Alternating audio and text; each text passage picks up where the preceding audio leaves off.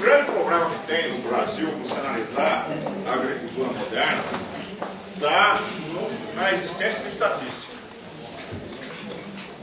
Se você pegar qualquer instituição de estatística do Brasil, começa pelo censo do IBGE, e os problemas que tem. Só para dar uma ideia, o censo do IBGE de 96 faltam 3 milhões de hectares, num total de 18 milhões de hectares da agricultura paulista. 20 milhões, se você pegar todas as áreas, vai dar 20 milhões de hectares, faltam 3 milhões de hectares. No censo de 2006 é pior ainda, faltam 5 milhões e meio de hectares.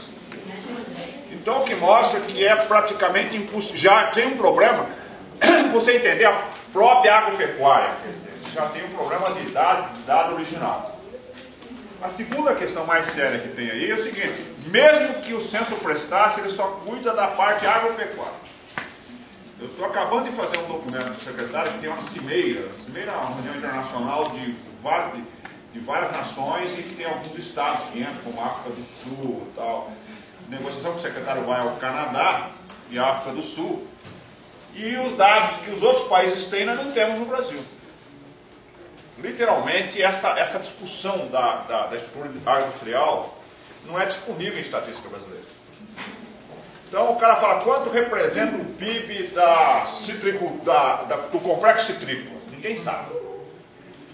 Na verdade se sabe quanto representa, quanto tem de área plantada, de alguma forma, quantos testes tem plantado, e algumas projeções a partir daí e algum indicador. Tanto é que quando você pega os dados do EA, não precisa nem fazer conta. 70% é indústria, 30% é mesa, e tudo é laranja natura, porque é um indicador que se tem, que se mediu lá atrás, que pode até ter sido alterado, mas não existe estatística para isso. Então a discussão do perfil agroindustrial é complicada. E isso é seríssimo. Todo mundo está acompanhando a discussão da economia, por exemplo, e por que isso é importante? Para que não se fale bobagem, besteira, no sentido objetivo do termo. Por exemplo, a crise de 2008 e 2009. O que é São Paulo? São Paulo é uma estrutura industrial madura. Então tem alguns analfabetos em economia aí, que nunca fizeram curso de economia nem inteiro, que falando que São Paulo cresce menos do que o Brasil. É por óbvio que São Paulo tem estrutura industrial madura, as taxas de crescimento de São Paulo tendem a ser menores do que uma economia primária exportadora, por conceito. Na crise que ocorre, a estrutura industrial exportadora sofre primeiro do que as outras. É isso que eu vou tentar mostrar aqui. Então, na verdade, é porque as pessoas não desconhecem o Brasil. E desconhecem São Paulo. E São Paulo é diferente em tudo do Brasil. O Brasil, na verdade, se você olhar a estrutura da agricultura paulista, o Brasil pretende ser São Paulo. Sempre foi assim desde o início do século XIX. E a nossa estrutura é isto mesmo. É uma estrutura agroindustrial exportadora, não é primária exportadora. E nós temos, como eu falei em vários trabalhos aqui, uma presença importante do capital financeiro na definição desse processo. O capital financeiro, na versão... Tem um grande pensador econômico chamado Rudolf Hilfert, que andou fora de moda há muito tempo, mas que escreveu o Capital Financeiro em 1910. Ele faz a discussão dos tipos de capitais. É um marxista esse cara, de um passo além do Marx, e ele para mim é muito melhor do que o Lenin. O Lenin que escreveu o Imperialismo, Face ao Teor do Capitalismo. O Hilfert para mim entendeu melhor o processo do que o Lenin. E o que acontece? Ele escreveu que o capital financeiro é a forma mais elevada e mais abstrata de capital. O que significa isso para não ficar para as pessoas que são iniciadas?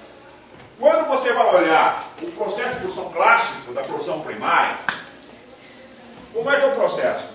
O chamado reprodução do capital, reprodução simples do capital. Você tem mercadoria, você produz mercadoria para obter dinheiro, para obter mercadoria. O que significa isso? O agricultor clássico, ele produz feijão, vende o feijão para comprar as outras coisas. Entendeu? Então, ele vai lá e compra insumo para produzir feijão, ele faz dinheiro para comprar as outras coisas que ele precisa. Essa reprodução simples do capital, e essa discussão dos modelos de reprodução é uma coisa interessante, que é a única unanimidade entre os dois grandes economistas. O modelo de reprodução ampliada do capital do Marx, que está no Capital, que foi escrito no século XIX, no livro 2, 3, ele é elogiado pelo Keynes, no Collateral Item, em 1935. O Keynes dizia que o Marx tinha percebido o correto esse processo. Claro que o Keynes tem uma leitura disso distinta, mas o processo é o mesmo.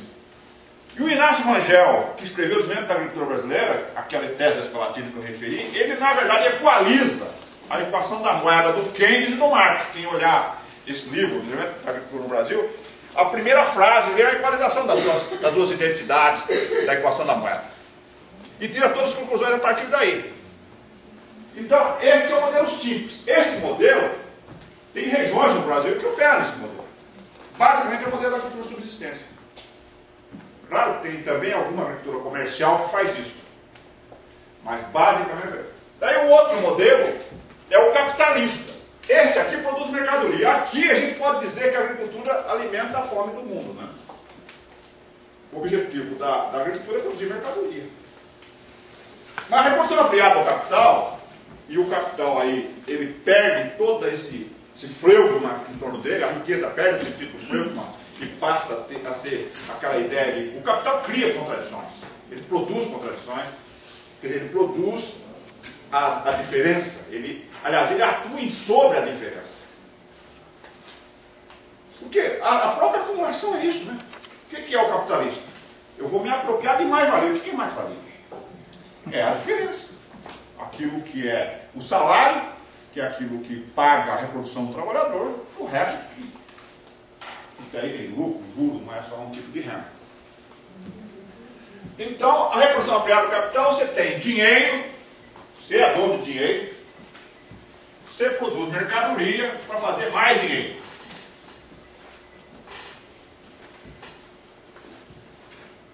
Basicamente, vou resumir isso para tentar entrar nesse processo. Você vai fazer mais dinheiro. Então, na verdade, o que consiste a reprodução ampliada? Você tem uma massa monstruosa de capitais que precisam mergulhar na mercadoria para sair dela refortalecido. Então, na verdade, o capital, ele vampiriza, esse é o sentido, a produção. A essência do capitalismo é a vampirização.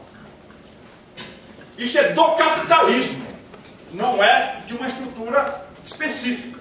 Por isso que essa comparação que está se fazendo aí entre São Paulo e Brasil é uma comparação imprópria.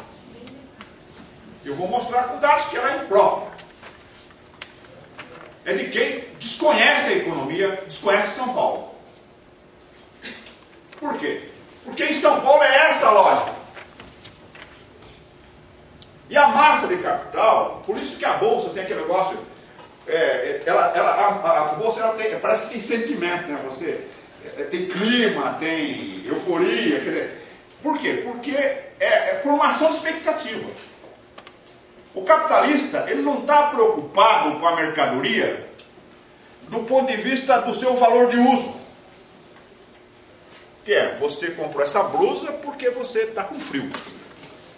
O capitalista não compraria essa blusa porque está com frio. Compraria a blusa porque podia vender para o Léo por mais do que pagou para você. Vocês entenderam a diferença? Quando você comprou a blusa para se agasalhar, eu, capitalista, vou comprar para ganhar em cima do Léo. Essa diferença é fundamental para entender as dinâmicas.